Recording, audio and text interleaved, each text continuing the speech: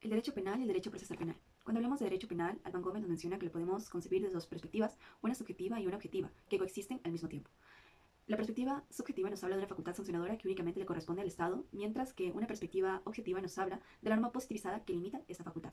La realidad es que la facultad sancionadora del Estado nace de un contrato social entre la sociedad y el Estado. Como sociedad, reconocemos que existen situaciones que atentan contra la convivencia pacífica. Es por ello que le conferimos al Estado esta facultad de sancionar conductas penalmente relevantes.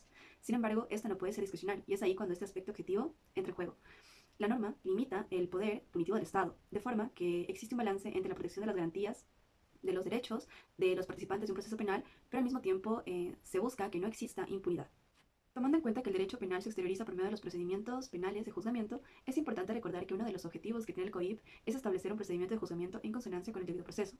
Es entonces que nos ubicamos en el artículo 5 del COIP, que establece 21 principios rectores para el debido proceso, entre los que podemos mencionar al principio de legalidad.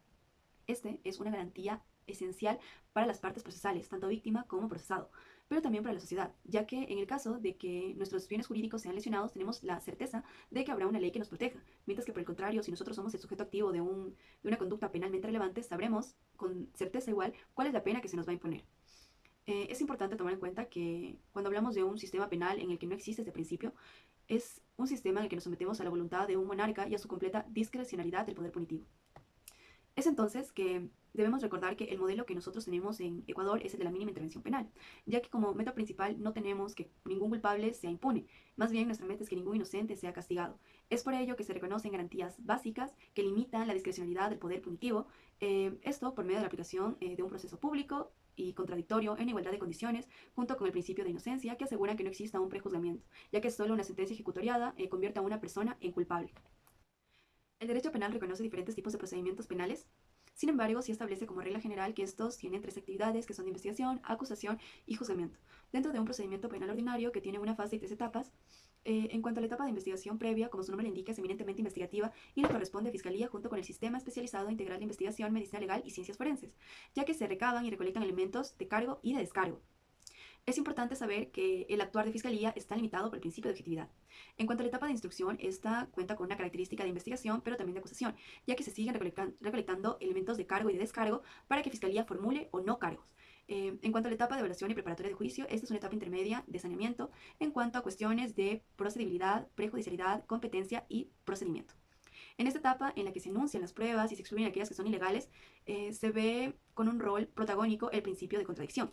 Y de igual manera, aunque el juez no es una parte procesal, al ser él quien direcciona el proceso, encontramos que actúa en virtud de los principios de mediación e imparcialidad que son rectores del debido proceso.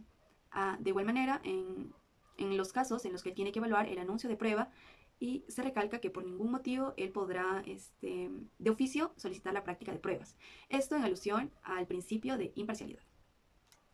En cuanto a la última etapa, que es la de juzgamiento, en esta se puede evidenciar los principios de oralidad, publicidad, inmediación y contradicción, tomando en cuenta que en la etapa de juicio es donde se practican las pruebas que ya fueron debidamente anunciadas, y también existe, al igual que en la etapa anterior, un direccionamiento por parte del juzgador. El derecho penal, en cuanto a los procedimientos especializados, nos menciona al procedimiento abreviado.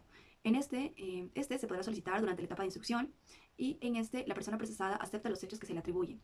Existen requisitos en cuanto a qué infracciones penales son las que se puede considerar este tipo de procedimiento, que es en el que haya una pena privativa de libertad de hasta 10 años.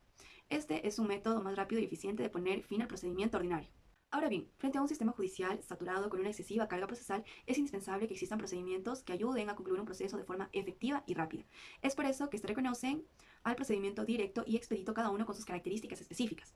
La característica que tienen en común es que todas las etapas se sustancian en una misma audiencia.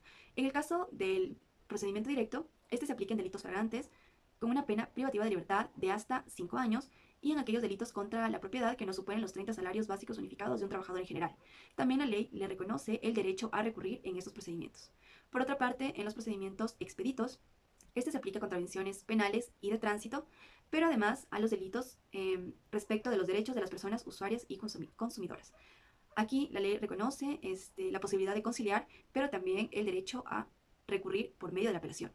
Finalmente, podemos decir que el derecho penal, con sus objetivos ambivalentes, que es proteger derechos y también ejercer la persecución penal, necesita de un marco normativo garantista de derechos que procure el ejercicio de un procedimiento de juzgamiento basado en el debido proceso.